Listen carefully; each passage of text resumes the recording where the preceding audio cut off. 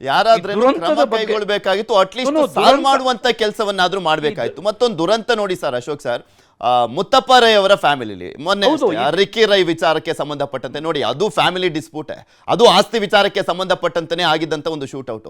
ಮತ್ತು ಒಂದ್ ಕಡೆ ಜಸ್ಟ್ 2 days ಆದ್ಮೇಲೆ ಓಂ ಪ್ರಕಾಶ್ ಅವರ ಫ್ಯಾಮಿಲಿಲಿ ನಡೆದಿರುವಂತದ್ದು, ಅದು ಆಸ್ತಿ ವಿಚಾರಕ್ಕೆ ಸಂಬಂಧಪಟ್ಟಂತೆ ನಡೆದಿರುವಂತ ಡಿಸ್ಪ್ಯೂಟ್ ಎನ್ನುವಂಥದ್ದು. ಎಲ್ಲ ದೊಡ್ಡ ದೊಡ್ಡ ಫ್ಯಾಮಿಲಿ ಅವರೇ, ಒಂದು ಮೆಸೇಜ್ ಅನ್ನ ಕೊಡಬೇಕಾಗಿದ್ದಂಥವ್ರು, ಮಾದರಿಯಾಗಿ ಇರಬೇಕಾಗಿದ್ದಂಥವ್ರು.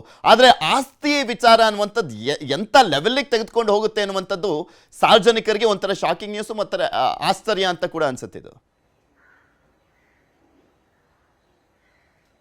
ಸರ್ ಮಾತಾಡುವಂತ್ರಿ ಗೃಹ ಸಚಿವರಾಗಿರುವಂತ ಪರಮೇಶ್ವರ್ ಅವರು ಮಾತನಾಡ್ತಿದ್ದಾರೆ ನೋಡೋಣ. ಯಾವುದನ್ನು ಕೂಡ ಹೇಳಕ್ ಬರೋದಿಲ್ಲ. ಇಲ್ಲ, ಅವರು ಶ್ರೀಮತಿ ಅವರು ಅವರನ್ನ ಈಗ ಕ್ವಶನ್ ಮಾಡ್ತಿದ್ದಾರೆ. ಗೊತ್ತಿಲ್ಲ, ಅದೆಲ್ಲ ಬರಬೇಕಲ್ಲ ರೀ. ನಾವೇನಾದರೂ ಒಂದು ಹೇಳ್ಬಿಡ್ಬೋದು, ಆ ಥರ ಹೇಳಕ್ ಬರೋದಿಲ್ಲ. ತನಿಖೆ ಆಗೋವರೆಗೂ ಕೂಡ ಏನು ಹೇಳಕ್ ಬರಲ್ಲ. ಅದೇ ಈಗ ಅದರಲ್ಲಿ ಕೂಡ ಇನ್ವೆಸ್ಟಿಗೇಷನ್ ಭಾಳ ಸೀರಿಯಸ್ ಆಗಿ ನಡೀತಾ ಇದೆ.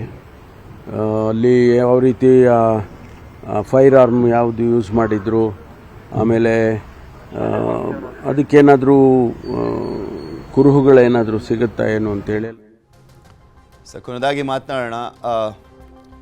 ಟೈಗರ್ ಅಶೋಕ್ ಸರ್, ನಾನು ಕೊನೆಯದಾಗ ಒಂದು ಪ್ರಶ್ನೆ ಕೇಳಿದೆ. ದೊಡ್ಡ ದೊಡ್ಡ ಫ್ಯಾಮಿಲಿಯಲ್ಲಿ ಇರುವಂಥದ್ದೇ ಪ್ರಮುಖವಾದಂಥ ಸಮಸ್ಯೆ ಅಂದರೆ ಆಸ್ತಿಯ ವಿಚಾರಕ್ಕೆ ಸಂಬಂಧಪಟ್ಟಂತೆ ಇರುವಂಥ ಡಿಸ್ಪ್ಯೂಟು. ಮೊನ್ನೆ ರಿಕ್ಕಿ ರೈದಾಯಿತು, ಈಗ ಓಂ ಪ್ರಕಾಶ್ ಅವರ ವಿಚಾರ. ಏನು ಹೇಳಿಕ್ ಬಯಸ್ತೀರಾ ಕೊನೆಯದಾಗಿ ಹೇಳೋದಾದ್ರೆ? ನೋಡಿ, ಇದು ಉದಾಹರಣೆ, ಒಂದೇ ಉದಾಹರಣೆ ಅಲ್ಲ.